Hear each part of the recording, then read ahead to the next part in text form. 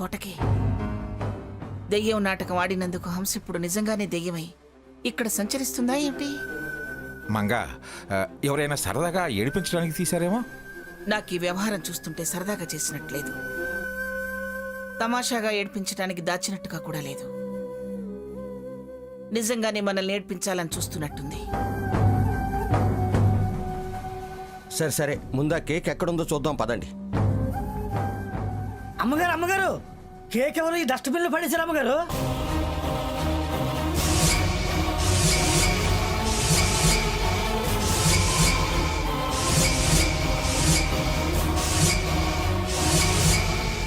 Cake బావా, cake ని dustbin లో పడేసరే, ఎవరు చేసుంటారు? ఎవరో చెత్త బుద్ధి గల వాళ్ళు చెత్త పుట్టలో వేసుంటారు. చిచి, చెత్త మనస్తత్వం, చెత్త పనులు. ఇదంతా చూస్తుంటే కావాలని చేసిన చండాల పనుల. ఎవరు చేశారో తేలాలి. ఏంటి తేలేది? వేసిన వాడు నేను వేశానని ముందుకొచ్చి చెబుతాడా? ఇలాంటి మొదలష్ట పనులు చేయాల్సిన అవసరం ఏమిటో చెప్పాలిగా. ఓర్పు మాలింతనం అయి ఉంటుంది నానమ్మా. మనలో ఎవరు చేస్తారు? ఎవరో భాగీరథ లాంటి వాళ్ళు కానీ, లేదా ఎవరైనా బయట వాళ్ళు కానీ చేస్తారు. ఏమిటో, ఎవరిని నమ్మాలో ఎవరిని నమ్మకూడదో నాకేం అర్థం కావట్లేదు.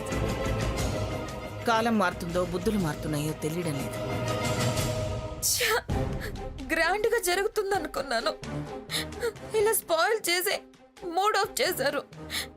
ఏం బాగుంటారు ఇప్పుడు? ఎలా అమ్మమ్మ? స్వర్ణ, దేనికి అంత ఫీల్ అవడం ఎందుకే? సాకేత్, ఫోన్ చేసి ఇంకో కేక్ ఆర్డర్ ఇవ్వు, అర్జెంట్ అని చెప్పు. అలాగే వదినా. హలో, నా మీద ఎవరికంత జలసి?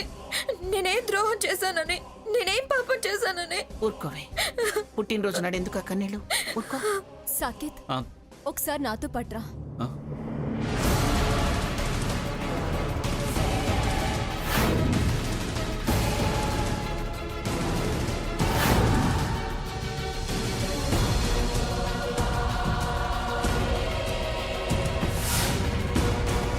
అదిగో కేక్ వచ్చేసినట్టుంది.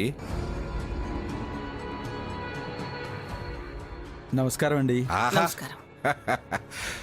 పుట్టినరోజున ఆశీర్వచనాలు అందించడానికి సాకేత్ పురోహితులను కూడా ఏర్పాటు చేశాడు. వాడిది నా పెంపకం అండి. ఏదైనా సాంప్రదాయబద్ధంగా పద్ధతిగా చేస్తాడు. ఆశీర్వచనం ఏంటండి?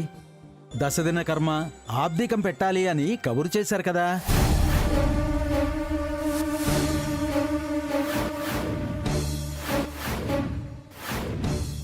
అడ్రస్ ఇచ్చారు, కళింగకోట ఇదే కదా. మీకేమైనా పిచ్చా పంతులు గారు?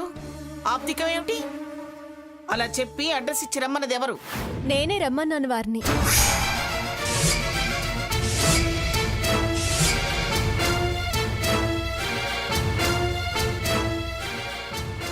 పంతులు గారు, మీరు మీ ఏర్పాట్లు కానివ్వండి. అలాగే అమ్మా. నీకేమైనా మతి చెడిందా ఏంటి? యువతల శుభమా అని పుట్టినరోజు జరుపుకుంటుంటే ఆబ్దికమని పంతులు గారిని పిలుస్తావా? ఎవరిదా దశదిన కర్మ? హంసది.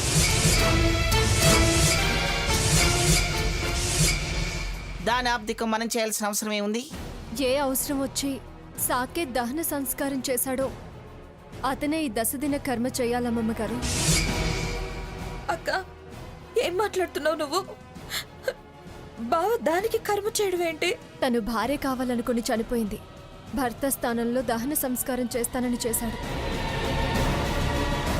అందుకే ఇది చేయాలనే సంస్కారం లేకపోతే ఆ ఆత్మ శాంతించదు. ఏమిటి ఏమిటి ఇదంతా? మీరన్నీ తెలిసినవారు, నాకన్నా పెద్దవారు. ఇలాంటివి చాలా చూసుంటారు. మీకు తెలీదా? మీ మనవడున్నాడు కాబట్టి మీ అబ్బాయితో మీరు మీ పెద్ద కోడలికి చేయించుకుపోవచ్చు, కానీ రఘురాం చేశాడు. కానీ హంసకెవరున్నారు అమ్మమ్మ గారు? యువతల నీ చెల్లెలు పుట్టినరోజమ్మా. పుట్టినరోజు మళ్ళీ వస్తుంది నాన్న. 10వ రోజు అనేది మళ్ళీ రాదు. ఇదంతా చేయడం కూడా కుదరదు. పక్షి ముద్ద ముట్టుకోకపోతే పతనమైపోయేది మనమే.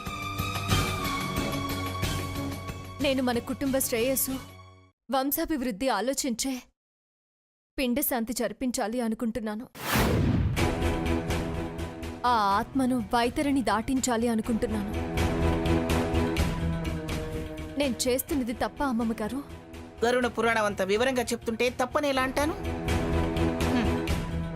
మాకే ధర్మ అధర్మాలు చెప్పేంత గొప్పగా ఎదిగిపోయావు. చాలా పెద్దదానివైపోయావు. నీ ప్రవర్తన అర్థం కానప్పుడు వితండం వాదన అనవసరం. నువ్వేం చేయాలనుకుంటున్నావు అది చేసే. కానీ కర్తగా సాకేత్ అంగీకరించాలి కదా? గ్రాని,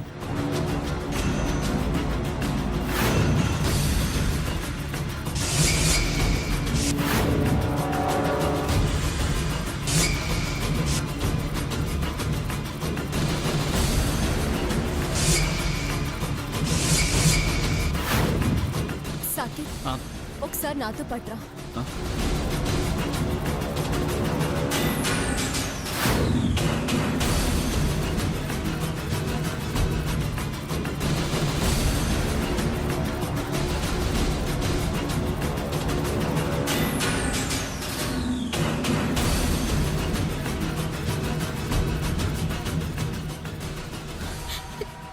ఏంటి బావా ఇది? రే సాకేత్, ఏంట్రా ఇది? నువ్వు ఆబ్దికం చేయటం ఏమిట్రా? నా మొండితనం నీకు తెలీదు. నేననుకున్నది సాధించకపోతే చంపటానికైనా చావటానికైనా నేను వెనుకాడను. ఏయ్, ఎక్కడ మహోన్నత్? ఎక్కడ చెప్పు, చెప్పు. చంపేస్తా. చెప్పు, చెప్పు.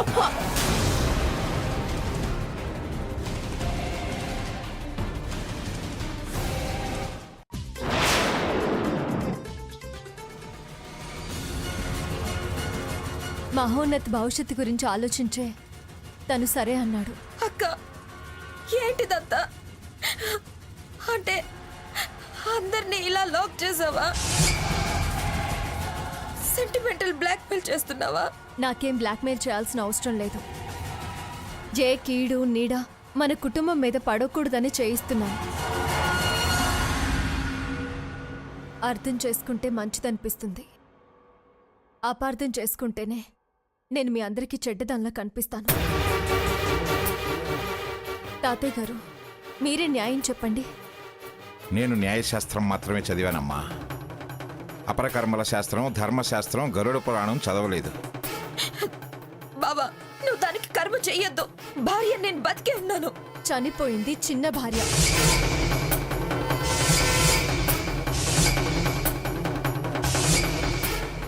అక్క, స్వర్ణ, వదిన నాకు వివరంగా ఎందుకు చేయాలో చెప్పింది. చెయ్యడం ధర్మమే అని నాకు అనిపించింది. చెప్తుందిరా, చెప్తుంది. అదో పెద్ద ఆరిందలా అది నీకు చెప్తుంది, నువ్వు వింటావు. అది చెప్పడం నువ్వు చేసేయడమేనా? ఛీ! ఏమిటి గ్రాని, నన్ను అడగాలని నీకు అనిపించలేదా? నాకన్నా నీకు అదే ఎక్కువైందా? ఇలా చేయాలనుకున్న వాడివి ఈ బర్త్డే ఫంక్షన్లు ఇవన్నీ ఎందుకు అరేంజ్ చేశావు? చెప్పరా, చెప్పు. ఏ సంబంధం లేని దానికి అసలు దహన సంస్కారం చేయడమే తప్పు. మళ్ళీ మళ్ళీ కర్మలు తద్దినాలేమిటి? దాన్ని పిండం పెట్టడానికి సిద్ధపడి దీని సంతోషాన్ని చిరిమేస్తావా? ఏం సీత, ఎన్ని ధర్మసూత్రాలు వల్లించావు? పెద్దలకు చెప్పాలనే ధర్మాన్ని మర్చిపోయావా? అసలు నాతో ఒక్క మాట చెప్తే ఏ సత్రంలోనూ ఎవరినో కూర్చోబెట్టి ఆ కార్యక్రమం జరిపించేదాన్ని కదా. ఎక్కడో ఎవరో కూలికి కూర్చొని చేస్తే హంస ఆత్మ ఎలా శాంతిస్తుంది అమ్మమ్మ గారు? ఈ కోట ఏమన్నా మన సొంతం అమ్మా? సాకేత్ మన మనిషి, హంస తన మనిషిగా కోరుకుంది. దీనికి వితండవాదన ఎక్కువైపోయింది. గాలేదో సోకింది. లేదమ్మమ్మ గారు, నేను పూర్తి స్పృహలోనే ఉన్నాను. ఉండే ఈ పని చేస్తున్నావా? స్వర్ణ బతికుండగానే దెయ్యమాట ఆడించావు. ఆ దెయ్యానికి కర్మలు తద్దినాలు అని మమ్మల్ని ఏడిపించావు. స్పృహ ఉంది కదా ఇంకా? నువ్వు చేయించే కార్యాలకు మేము స్పృహ కోల్పోయేలా ఉన్నాం. అమ్మా, పిండ ప్రధాన కార్యక్రమం మొదలు పెట్టాలి. సాకేత్ గారిని పిలవండి. సాకేత్, వెళ్ళు.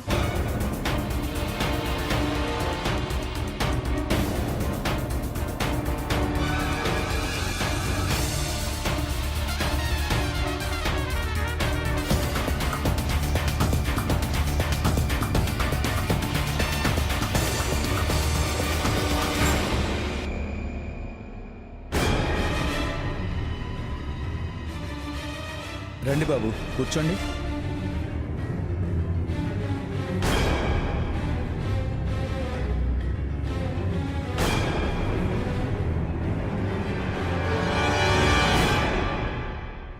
ఓం అపవిత్ర పవిత్రో వా సర్వావస్థాంగతోపి వా యస్మరేత్ పుండరీకాక్షం సభాభ్యాంతర శుచి. ఓం మహాగణాధిపతే నమః. ఓం గణానాం త్వా గణపతికుం హవామహే కవిం కవీనాం ఉపమస్రవస్త్వం జ్యేష్ఠరాజం బ్రహ్మణాం బ్రహ్మణస్పదాన శృణ్వన్నోతిభిः సేదసాదనం.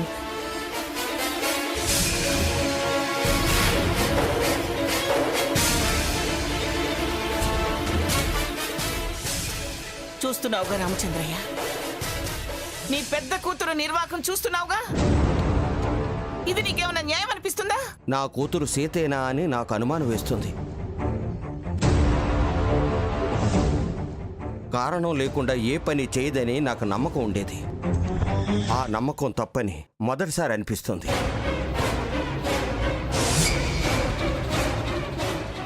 మార్పుకి కారణం ఎంత వెతికినా తెలియడం లేదమ్మా.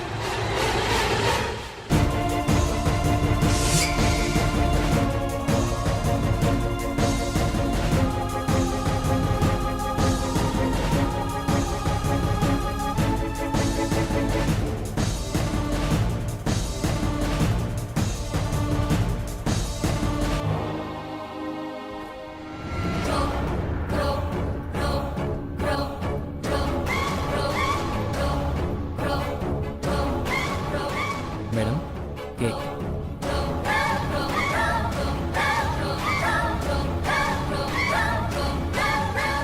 ఇంకా ఎందుకు ఈ కేక్? నా నెత్తినేసుకుని కొట్టుకోవడానికా? తిప్పి వెనక్కి పంపించేయండి. బర్త్డే సెలబ్రేషన్ చేసుకునే రాత నా మొహాన్ని రాసలేదు. కర్మకాలి దాని కర్మ కార్యక్రమం పెట్టింది ఈ మహాతల్లి.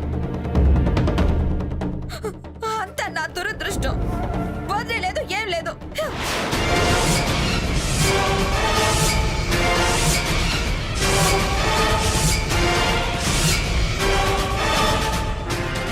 స్వర్ణ, స్వర్ణ,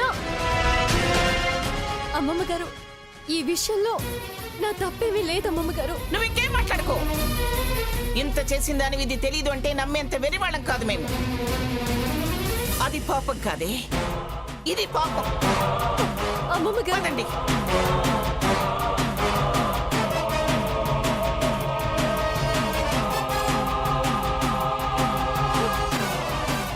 రఘు,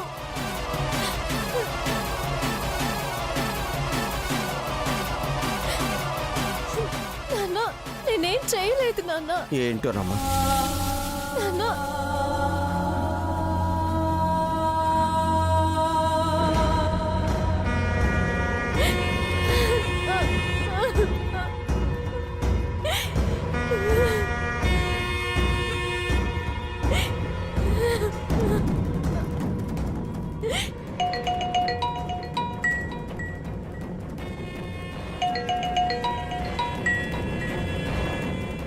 అసలు నువ్వెవరో, నీకేం కావాలి?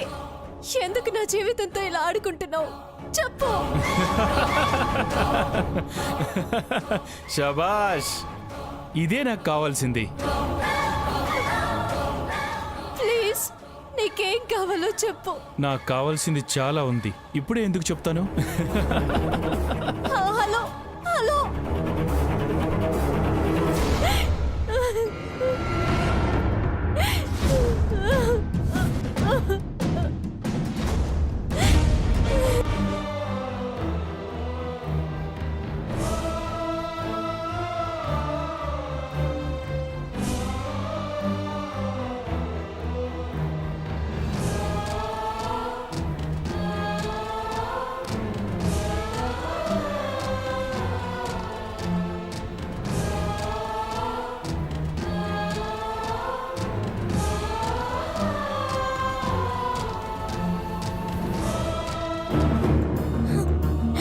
అమ్మా అమ్మా నన్ను ఇక్కడికి పంపించిన వాళ్ళు నాకు ముందుగానే సంభావన ఇచ్చి పంపించారు. ఇక్కడ పని పూర్తయ్యాక వెళ్లే ముందు మీకు ఈ కవర్ ఇమ్మన్నారు.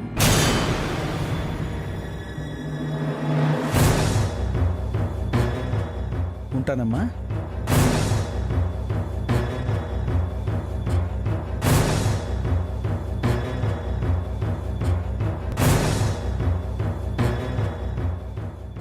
ఇందులో ఏం రాసింది? మళ్ళీ ఏం చేయాలి? నాకు ఇలాంటి పరిస్థితి వస్తుందని కలలో కూడా అనుకోలేదు. భగవంతుడా, నాకు ఈ పరీక్ష ఎంతకాలం? ఈ సుడిగుండంలో నుంచి ఎప్పుడు ఎలా బయటపడాలి?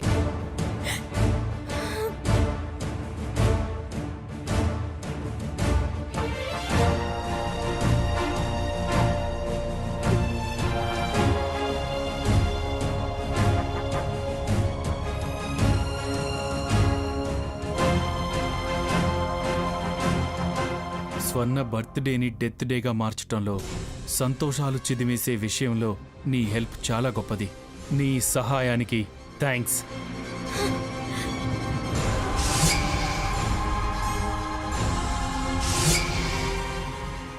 నా సీత ఎప్పుడు తలెత్తుకుని ఉంటుంది.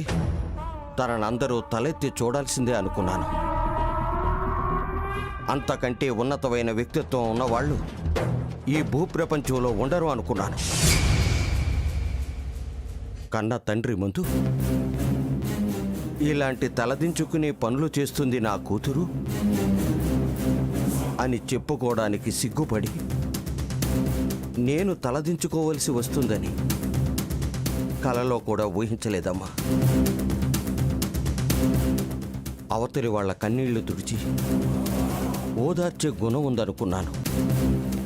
కానీ తోడబుట్టిన చెల్లెలిని దాని పుట్టినరోజు కన్నీళ్లు పెట్టిస్తావనుకోలేదమ్మా. తోడుండి ధైర్యం చెప్పాల్సిన దానివి దాన్నంత దగా చేస్తావా? అమ్మలా చూడాల్సిన దానివి దాని కంట్లో పొడుస్తావా? దాని పుట్టినరోజు వేడుక ఘనంగా జరపాలనుకున్న మంగమ్మ గారు నీ మూలంగా కన్నీళ్లు పెట్టుకుని వెళ్ళారు. ఆవిడ బాధపడితే మాకు మనశ్శాంతి ఉంటుందా? నీకు భవిష్యత్తు ఉంటుందా? వయసులో చిన్నదానివి అయినా చాలా పెద్ద మనసు అని మురిసిపోయేవాణ్ణి. ఇవాళ నువ్వు చేసిన పని తలుచుకుని కృషించిపోయేలా చేశావమ్మా. తప్పమ్మా, తండ్రిగా చెప్తున్నాను. తలుచుకుని మురిసేలా ఉండాలి, కానీ తిట్టుకుని మొహం తిప్పుకుని వెళ్ళేలా ప్రవర్తించకు.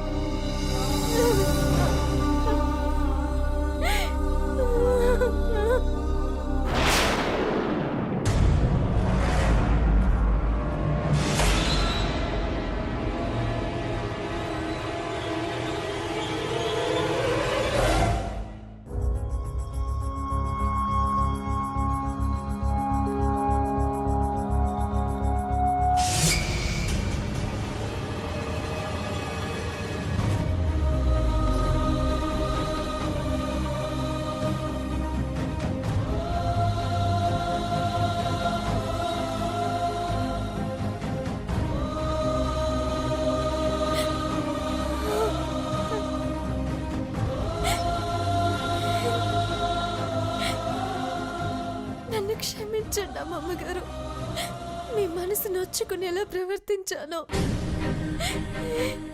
త్వరలోనే కారణాలు వివరించగలిగే సమయం వస్తుందని ఆశిస్తున్నాను అమ్మగారు. ఈ లోపం నేను నిందలు భరించక తప్పదు.